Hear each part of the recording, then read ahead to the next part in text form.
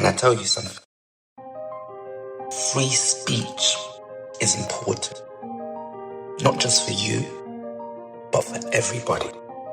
See, over the last 2 years, I've seen how much censorship has happened over people speaking out about pandemics or viruses or wearing masks, different opinions.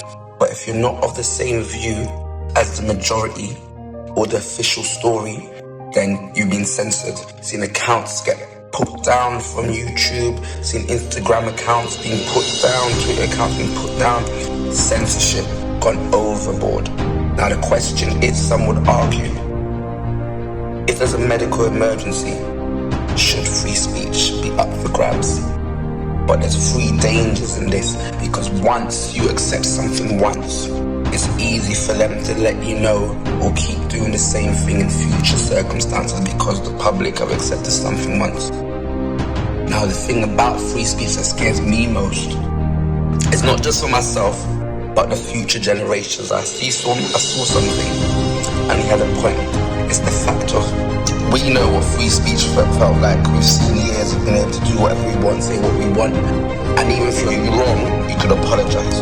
But the younger generation, they'll grow to a time where they're programmed to believe there's certain things you can't talk about or shouldn't talk about on social medias or with your friends or anywhere. So they'll grow programmed to believe that it's okay to have your free speech taken away, which is one of the dangers of allowing free speech to be taken away. This programming of people to believe you can't talk about certain things, or just even accepting this belief that it's okay to not talk about certain things because of you're being told you're not allowed. It's one of the biggest dangers, this programming.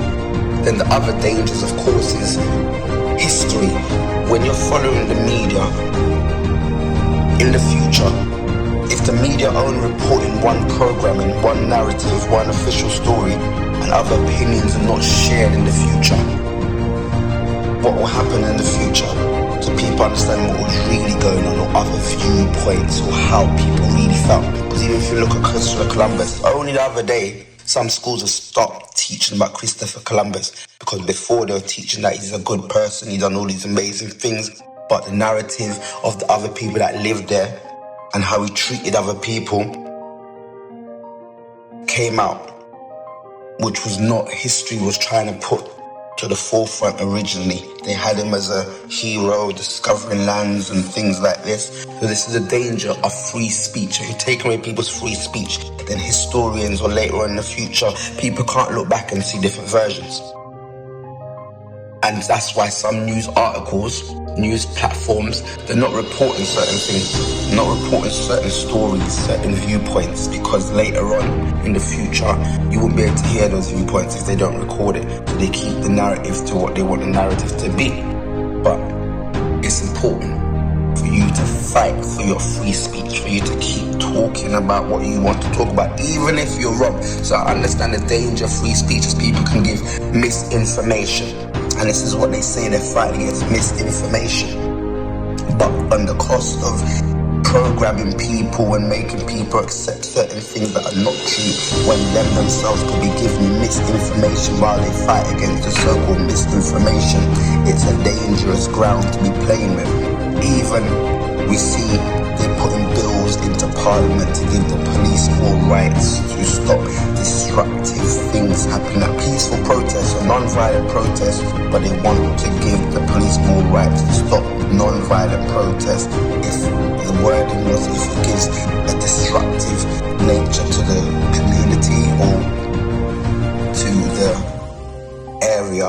But what is disruptive? If it's non-violent, what is disruptive? And police already have certain rights if certain things were going to happen during a protest. So you have to think, what is the need for these extra powers you want to give the police to enforce for non-violent protests? Is this not still more censorship and a grey area of what you can protest about, and what you can't protest about, what you can talk about and what you can't talk about? See, your mouth is powerful. The danger of this free speech stuff, when you grow and program even your children to believe, no, don't talk about certain stuff, because because the government have authority over your mouth, because the government have authority over your mind. This is dangerous ground. You have authority to think about right and wrong. You have authority to speak what you need to speak and take back your power and take back that freedom, your freedom of speech, to say what you want to say, to criticize what you want to criticize, to understand what you need to understand. And then there's some even will tell you about the future and the new internet, the blockchain and things like that, getting things out of the blockchain. Once it's there, it's a lot harder. Like someone gave the example of a history book. With history books, you could get a new version. So if you made an error, you can get a new edition, a rewrite, and correct your mistakes. But eventually, when things move on to the new Web3 and the blockchains and the news and all history and everything's put on the blockchain and there's no other viewpoints, or there's only certain restrictions and censored information being put there, then it's harder to change what's already on there or to add to what's already on there. It's one thing people need to look at. So me, you say what you need to say, you do what you need to do, keep your free speech, keep fighting. I mean, ancestors and other people fought for the freedom, fought for these freedom. I saw one post was saying these younger generations, they sometimes don't have a mentor that can keep them. Especially if the older generations all saying, yes, just follow this, do whatever they say. Don't think about whether it's right or wrong, just follow blindly.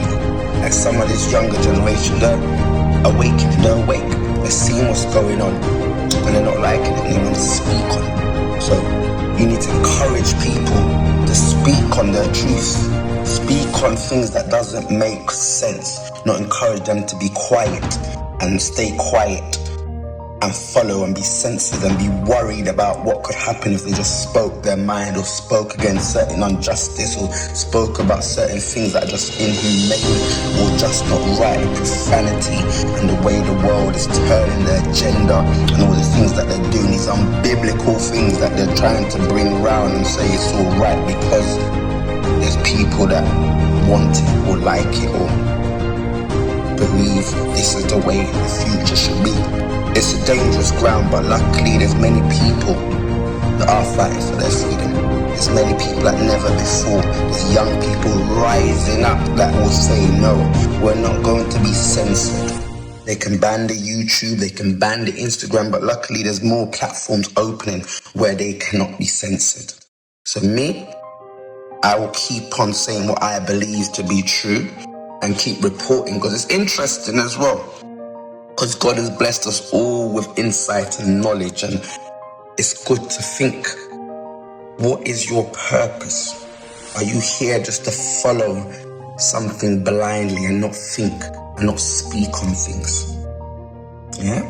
Freedom of speech, your freedom for your children as well is very important. Don't let people grow believing there's certain things they can and cannot say, and that is the way it should be. And there's a situation where it's okay to censor people. It's never okay to censor people. That is part of human dignity. Just need to say what you want to say. Right or wrong. Right or wrong. It's your human right to be able to say what you need to say. And people should be corrected, but not censored. And not told or being made to believe that it's okay for a world where there's certain things that you should not discuss.